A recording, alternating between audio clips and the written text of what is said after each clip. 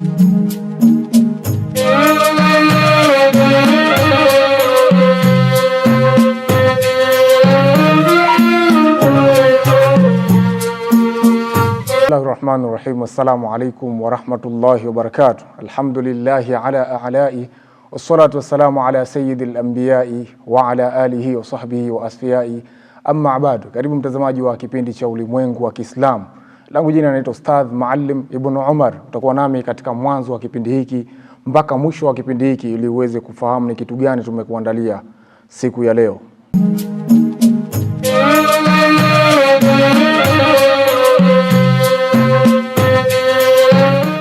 Mwenyezi Mungu Subhanahu wa Ta'ala anatuambia ndani ya Qur'an, walaqad wassayna alladhina utul kitaba min qablikum wa iyyakum an taqwallah.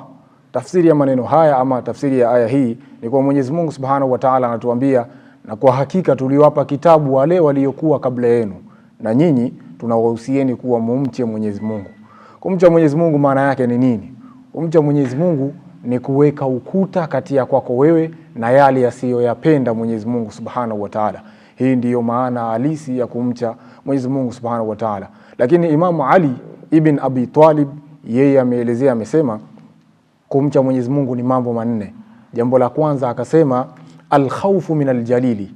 Kwanza ni kuishi kwa hofu ya kumuogopa Mwenyezi Mungu Subhanahu wa Ta'ala. Kuwa tu ukisikia jina la Mwenyezi Mungu limetajwa Allah, lazima uwe na hofu ya kuwa unamuogopa Mwenyezi Mungu saa zote. Kwa hivyo akasema al-khawfu min al-jalili, kwanza ni kumuogopa Mwenyezi Mungu. Lakini la pili akasema wal amalu bitanzili, ni kuishi kwa mafundisho sahihi ya Qur'ani, lakini pia kwa mafundisho ya sunna za Bwana Mtume Muhammad sallallahu alaihi wasallam. Lakini jambo la tatu akasema waridha bil qalili, na kuridhika kwa kile kidogo alichokupa Mwenyezi Mungu. Inawezekana mtazamaji wewe ukawa sie Mwenyezi Mungu hajakupa kipato kikubwa. Kipato chako ni cha leo kupata, kesho kukosa. Basi ukiridhika na jambo hilo alokupa Mwenyezi Mungu, basi hiyo ni katika takwa, ni moja katika ucha Mungu, kwa sababu umeridhika tu na kile Mwenyezi Mungu alichokuwa amekukasimia. Lakini jambo la nne na la mwisho akasema wal isti'dadu li yawmir rahili, na ni kujiandaa kwa ajili ya safari yetu ile ya mwisho, safari ya kifo, safari ambayo sote tunaitarajia tutaelekea huko. Kwa hivyo tutakapojiandaa, tutakapoweka maandalizi kwa maana ya kizuizi kati ya kwetu sisi na yale asiyopenda Mwenyezi Mungu na kuyaridhia, hii tutakuwa tumekaa katika maana ile ya takwa. Kwa hivyo Imam Ali yeye alisema ni kuwa ni mambo manne. Jambo la kwanza kama tulivyosema kuwa ni kumuogopa Mwenyezi Mungu. Pindi unaposikia imetajwa jina la Mwenyezi Mungu, basi ukawa na hofu, moyo wako ukawa unashtuka. Hii ni katika moja ya takwa. Lakini la pili ni kuishi kwa mafundisho sahihi ya Qur'ani, lakini pia mafundisho ya sunna kwa maana ya maneno ya Bwana Mtume Muhammad sallallahu alaihi wasallam. Lakini jambo la tatu ni kuridhika kwa kile ulichopewa katika riziki. Jambo la nne ni kujiandaa kwa ajili ya safari yetu ya mwisho ambayo sote tunaitarajia tutaelekea huko.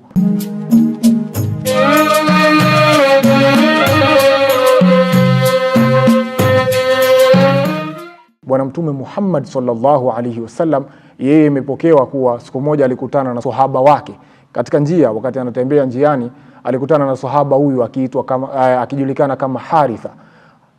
Wanazuoni wanatuambia huyu ni sahaba mdogo kabisa, alikuwa wakati huo inasemekana alikuwa na miaka 15 ama 16. Ni katika masahaba wadogo wa Kianswar. Bwana Mtume Muhammad sallallahu alaihi wasallam alikutana naye njiani, akamuuliza kaifa asbahta ya Haritha, vipi umeamkaje ewe Haritha? Akasema asbahtu mu'minan haqqan, nimeamka aliyakuwa nikiwa ni muumini wa kweli. Bwana Mtume Muhammad sallallahu alaihi wasallam kama ilivyokuwa kawaida yake anataka ithbati ya maneno ya huyu sahaba aliyosema kuwa yeye ameamka akiwa ni muumini wa kweli kweli. Mtume akamwambia wama haqiqatu imanuka, na ni ipi uhakika wa imani yako? Sahaba yule akasema azaftu nafsi ani dunya fastawa indi hajaruha wa dhahabuha. Asema kwamba yeye azaftu nafsi, ameupa mgongo au ameipa mgongo dunia, vikawa kwake sawa vitu viwili, hajaruha wa dhahabuha, mawe yake na dhahabu. Kwa maana kwamba ukimwekea dhahabu na mawe hapa, kwake vyote anaviona ni sawa.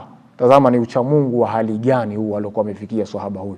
Lakini tunaambiwa kuwa uchamungu wa namna hii sote tunaweza kufikia, mimi na wewe mtazamaji, kwa maana ya kwamba tutakapoweka ukuta kwa yale aliyoyakataza Mwenyezi Mungu, yale asiyoyapenda na kuyaridhia, Pindi tutakapoweka ukuta kwa hayo, tutaweza kufikia daraja hii.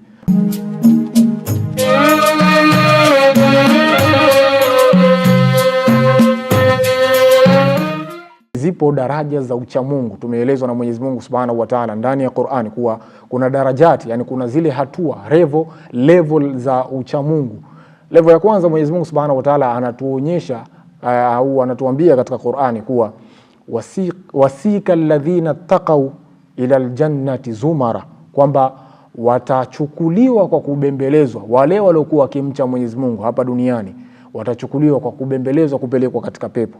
Hii ni level ya kwanza ya wale waliokuwa wanamcha Mwenyezi Mungu. Lakini level ya pili Mwenyezi Mungu Subhanahu wa Ta'ala anatuambia bado katika Qur'an, wa uzlifatil jannati lilmuttaqin ghaira ba'id, kwamba pepo zitasogezwa kwa wale waliokuwa wakimcha Mwenyezi Mungu, hazitakuwa mbali. Level ya kwanza tumepata kuona kuwa wale wanaomcha Mwenyezi Mungu watachukuliwa na kwa kubembelezwa wakipelekwa katika pepo. Lakini ya pili, level hii ya pili ni kwamba pepo itasogezwa karibu yao, yani hawa hawatachukuliwa na kupelekwa, isipokuwa pepo italetwa pale pale. Tazama level hii. Lakini level ya tatu na ya mwisho ambayo tunaambiwa ni level ya juu kabisa, kuwa ni Mwenyezi Mungu anatuambia yauma nahshurul muttaqina ila arrahmani wafda, siku ambayo Mwenyezi Mungu atakapowafufua wale waliokuwa kimcha Mwenyezi Mungu, watakapofufuliwa kwa Mwenyezi Mungu mwenyewe Subhanahu wa Ta'ala. Hebu tazama hii level hii ya mwisho, kuwa ya kwanza tumeambiwa kuwa watachukuliwa kwa kubembelezwa wakipelekwa peponi, lakini ya pili tukaambiwa pepo itasogezwa kwao, ya tatu hawa watafufuliwa kwa mwenye pepo mwenyewe, kwa maana kuwa watafufuliwa kwa Mwenyezi Mungu Subhanahu wa Ta'ala siku hiyo wakiwa ni wafda, wakiwa ni wajumbe, wakiwa ni wacha Mungu. Tazama level hii. Utachagua wewe mtazamaji, unataka kuwa katika level gani ya ucha Mungu. Aidha level ya kwanza kuwa utachukuliwa kwa kubembelezwa, ama level ya pili pepo itasogezwa karibu yako, lakini level ya tatu kuwa utafufuliwa kwa Mwenyezi Mungu Subhanahu wa Ta'ala. Tumombe Mwenyezi Mungu atujalie tio ni miongoni mwa waja wake wenye kuweka ukuta kati yako yetu sisi na yale asiyoyapenda Mwenyezi Mungu na kuyaridhia. Lakini pia tumuombe Mwenyezi Mungu atujalie tio ni miongoni mwa waja wake wenye kuyasikiliza maneno na kuyafata yaliokuwa mazuri.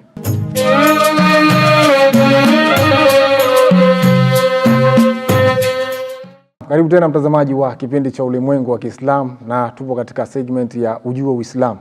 Leo katika Ujue Uislamu tutakwenda kuangalia namna gani tunaleta zile tasbihi katika swala. Tunapokuwa tunaswali, aidha mtu anapokuwa amerukuu, kuna maneno huwa yanasemwa katika rukuu, lakini pia baada ya mtu kuwa amerukuu katika itidali yapo maneno ambayo yanasemwa katika sijida vile vile. Ni maneno gani hayo? Baki nami kufuatilia kwa umakini uweze kufahamu ni maneno gani.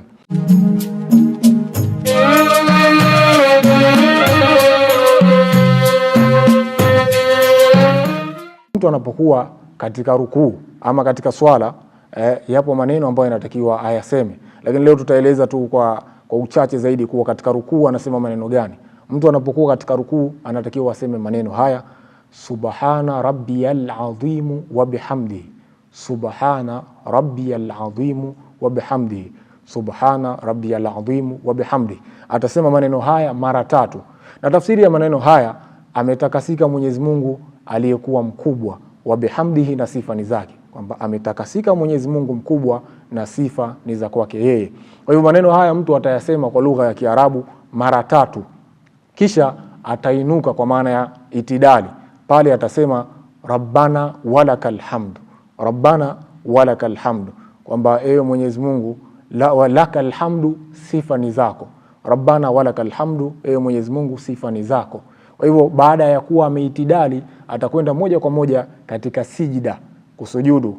Pale katika sijida atasema maneno haya: subhana rabbiyal a'la wa bihamdihi, subhana rabbiyal a'la wa bihamdihi, subhana rabbiyal a'la wa bihamdihi.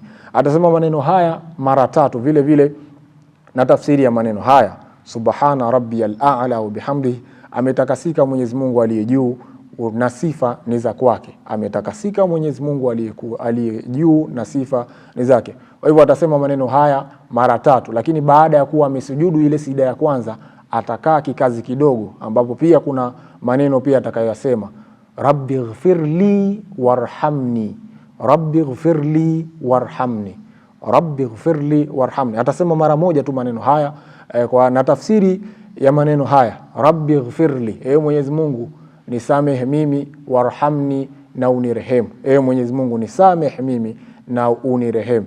Kwa hivyo kwa uchache maneno yanayosemwa katika rukuu, maneno yanayosemwa katika itidali na maneno yanayosemwa katika sijda ni haya ambayo tunatakiwa tuyazingatie, mtazamaji wa kipindi cha Ulimwengu wa Kiislamu. Kwa hivyo leo tumeangalia kwa uchache zaidi, lakini wakati ujao tutaangalia kiundani na katika baadhi ya maeneo mengine ya swala, zipi nyiradi ama maneno gani yanatakiwa kusemwa mtu anapokuwa katika swala.